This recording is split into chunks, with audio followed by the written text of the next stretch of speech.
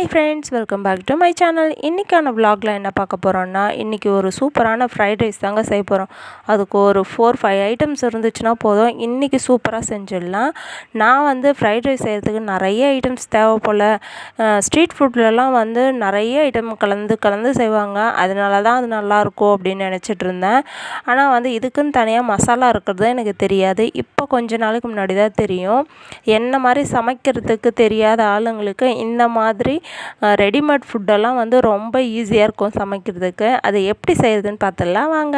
First ஆயிலை ஊற்றிக்கலாம். குட்டி குட்டியாக கட் பண்ணி வச்சுருக்க கேரட், பீன்ஸு நல்லா ஆயிலே வேக வைக்கணும். செப்ரேட்டாக வேக வைக்கக்கூடாது.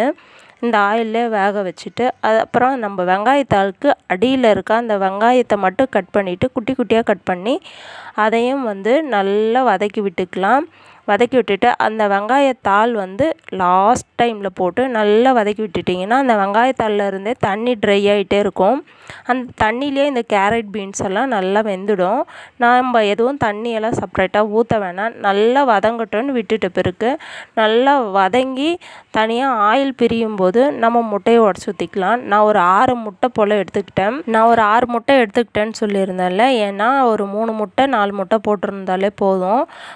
நம்ம ஃபஸ்ட் டைம் செய்கிறோன்றதால கொஞ்சம் டேஸ்ட் அப்படி இப்படி மிஸ் ஆகிடுச்சுன்னா கூட முட்டையை வச்சு அட்ஜஸ்ட் பண்ணிடலாம் அப்படின்றதுக்காக ஒரு 6 முட்டை சேர்த்துருந்தேன்.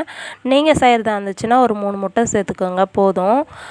இதில் சிக்கன் பக்கோடா அந்த மாதிரியும் சேர்த்துக்கிட்டோன்னா இன்னும் டேஸ்ட்டு நல்லாயிருக்கும். நான் சிக்கன் எல்லாம் எதுவும் யூஸ் பண்ணல, எக்கை மட்டும் யூஸ் பண்ணி தான் எக் ஃப்ரைட் ரைஸ் செஞ்சேன். இந்த டைம் டேஸ்ட்டு நல்லா இருந்துச்சுன்னா நெக்ஸ்ட் டைம் சிக்கனும் எக்கோ ரெண்டுத்தையும் யூஸ் பண்ணி chicken R X fried rice செஞ்சுக்கலாம். இப்போ எக் ஃப்ரைட் ரைஸ் எப்படி செய்கிறேன்றதை பார்த்துக்கலாம். நான் 6 முட்டை உடச்சி ஊற்றிட்டு நல்லா வதக்கிட்டே விட்டுட்டு இருந்தேன். ஏன்னா அந்த எக் ஸ்மெல்லு வந்துக்கிட்டே இருக்கும். நல்லா ஃப்ரை பண்ணிங்கன்னா தான் அந்த ஸ்மெல்லு சுத்தமாக வராது.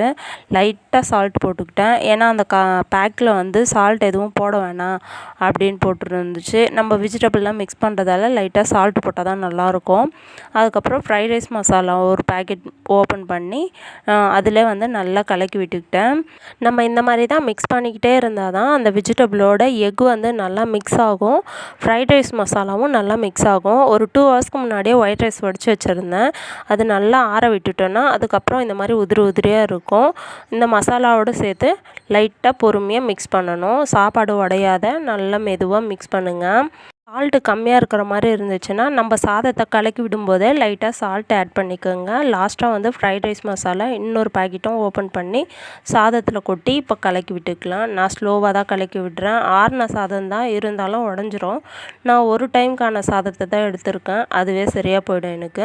இந்த மாதிரி ரெடிமேட் பேக்கெட்டில் வர மசாலாஸ் எல்லாம் யூஸ் பண்ணுறது ஹெல்த்துக்கு அன்ஹெல்த்தி தான். இருந்தாலும் என்ன மாதிரி சமைக்க தெரியாதவங்க இந்த மாதிரி யூஸ் பண்ணோன்னா சமைக்கிறதும் கொஞ்சம் ஈஸியாக இருக்கும், டேஸ்ட்டாகவும் இருக்கும். நம்ம என்ன தான் போட்டு மிக்ஸ் பண்ணி செஞ்சாலும் அந்த டேஸ்ட்டு வரமாட்டேங்குது. அதனால தான் எப்போனா ரேராக இந்த மாதிரிலாம் செய்ய வேண்டியதாக இருக்குது. டேஸ்ட் எப்படி பார்த்துடலாம் வாங்க. என் பையனுக்கு தான் ஃபஸ்ட்டு கொடுப்பேன்னு தெரியும் உங்களுக்கு. என் பையன் என்ன சொல்கிறானோ அதுதான் ரிசல்ட்டு. டேஸ்ட்டு சூப்பராக இருக்குன்ட்டான். நானும் டேஸ்ட் பண்ணி பார்த்துட்றேன். டேஸ்ட் உண்மையாலே சூப்பராக இருந்துச்சுங்க. கண்டிப்பாக நெக்ஸ்ட் டைமும் ட்ரை பண்ணுவேன். நான் செஞ்ச மாதிரியே நீங்களும் அந்த 4-5 ஐட்டம்ஸை வச்சு ட்ரை பண்ணி பாருங்கள். டேஸ்ட்டு சூப்பராக இருந்துச்சு. ஃபைனலாக என் பையன் என்ன பண்ணிகிட்ருக்கான் பாருங்கள். கடாயோடு போட்டுட்டு சாப்பிட்ருக்கான். உண்மையிலே வீடியோக்காக கிடையாது, உண்மையான நிலவரம் தான் இது. Okay, bye. நான் போய் சாப்பிட்றேன். டாடா, பை. நெக்ஸ்ட் வீடியோவில் பார்க்கலாம்.